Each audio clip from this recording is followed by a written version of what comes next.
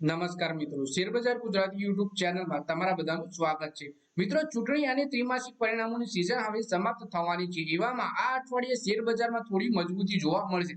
સ્થાનિક brokerage house શેરખાને cement અને પેન્ટથી લઈને એફએમસીજી સુધી અલગ અલગ સેક્ટરમાં 10 સ્ટોક ખરીદવાની ભલામણ કરી છે. આ રિવિઝનમાં એવા સમયે આવ્યું છે જ્યારે તમામ લિસ્ટેડ કંપનીઓના ક્વાર્ટર 4ના પરિણામો જાહેર કરી રહી છે. આ ક્વોલિટી શેરોમાં બીઈએલ, આઈટીસી, ઇન્ડિગો પેન્ટ્સ પણ સામેલ છે. એટલે કે બ્રોકરેજ હાઉસ શેરખાને 10 એવા શેરમાં ખરીદીની સલાહ આપી છે જેમાં તમને સારી એવી કમાણી થઈ શકે છે. તો આ 10 કયા કયા શેર છે એના વિશે આપણે તમામ માહિતી ડિટેલમાં જોઈએ.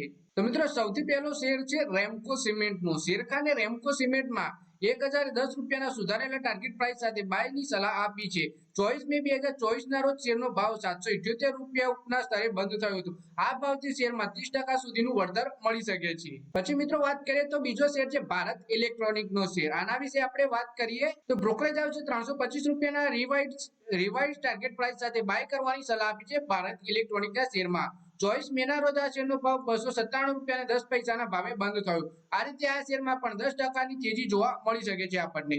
પછી ત્રીજો શેર છે મિત્રો ગ્રાસિમ ઇન્ડસ્ટ્રીનો. તો આ શેરમાં પણ ખરીદીની સલાહ આપી છે અને ટાર્ગેટ પ્રાઇસ રિવાઇઝ કરીને 2850 રૂપિયા કરી છે. 24 મે ના રોજ આ શેર 2440 રૂપિયાના સ્તરે બંધ થયો હતો. તે રીતે આ શેરમાં પણ 17%થી વધુનું રિટર્ન મળી શકે છે આપણને. પછી મિત્રો વાત કરીએ આપણે ઇન્ડિગો પેન્ટમાં પણ ખરીદીની સલાહ આપી છે. આ શેરમાં 1850 રૂપિયાનો ટાર્ગેટ આપવામાં આવે છે. 24 મે ના રોજ આ શેર 1356 રૂપિયાના 20 પૈસાના સ્તરે બંધ થયો હતો. આ રીતે આ શેરમાં 36% સુધીનું વળતર મળી શકે છે. પછી મિત્રો આઈટીસી ના શેર વિશે વાત કરીએ તો એફએમસીજી ના દિગ્ગજ ચોથા ક્વાર્ટરના આંકડાના રિપોર્ટ બાદ શેરખાને આઈટીસી ના શેરમાં પોતાનો ટાર્ગેટ પ્રાઇસ 515 રૂપિયાથી પર રાખ્યો છે. 24 મે ના રોજ આ શેર 436 રૂપિયા 10 પૈસાના સ્તરે બંધ થયો. આ રીતે આ ભાવથી શેર 18% વધી શકે છે.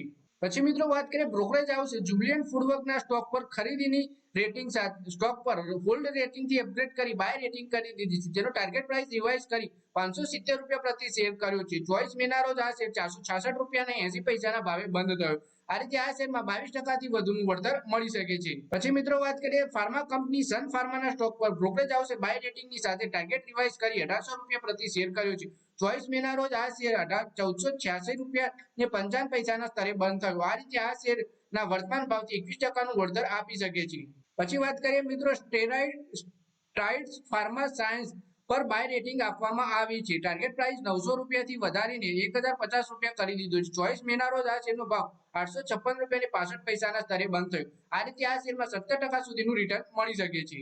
પછી મિત્રો વાત કરીએ આપણે બાલકૃષ્ણ ઇન્ડસ્ટ્રીની. તો શેરખાને બાલકૃષ્ણ ઇન્ડસ્ટ્રીના શેરને હોલ્ડથી અપગ્રેડ કરી બાય રેટિંગ કરી દીધી છે. તેનો ટાર્ગેટ પ્રાઇસ રિવાઇઝ કરી 3195 રૂપિયા કરી દીધો છે. 24 મે ના રોજ આ શેરનો ભાવ થી 3040 રૂપિયાના 55 પૈસાના સ્તરે બંધ થયો. આ રીતે આ શેરમાં 5% સુધીનું વળતર મળી શકે છે. પછી મિત્રો આપણે છેલ્લા શેર એટલે કે 10મા શેર વિશે વાત કરીએ તો એ છે ઝાયડસ લાઇફ સાયન્સ. આ શેર પર બાય રેટિંગ આપવામાં આવી છે અને ટાર્ગેટ પ્રાઇસ 1200 રૂપિયાનો વધારો કર્યો છે. 24 મે ના રોજ આ શેરનો ભાવ 1075 રૂપિયા 90 પૈસાના સ્તરે બંધ થયો. આ રીતે આ શેરમાં 11.5% સુધીનું રિટર્ન મળી શકે છે. તો મિત્રો આ વિડીયોમાં વાત કરીએ આપણે બ્રોકરેજ હાઉસે શેરખાને જણાવ્યા 10 શેર, એમાં જે 10 શેરોમાં ખરીદીની સલાહ આપી છે અને ટાર્ગેટ પ્રાઇસ પણ આપણને જણાવ્યો છે. તો મિત્રો આ વિડીયોમાં બસ આટલું જ. હવે મળીએ આવનારા વિડીયોમાં. ત્યાં સુધી વિડીયોમાં લાઈક કરો, કોમેન્ટ કરો અને વિડીયો પોતાના મિત્રો સાથે ફેસબુક, ઇન્સ્ટાગ્રામ, વોટ્સએપ બધી જગ્યાએ શેર કરો. શેર બજારની આવી જ માહિતી ગુજરાતીમાં જોવા માટે તમે ચેનલને સબસ્ક્રાઇબ કરી ઘંટડી પર દબાવી દેજો.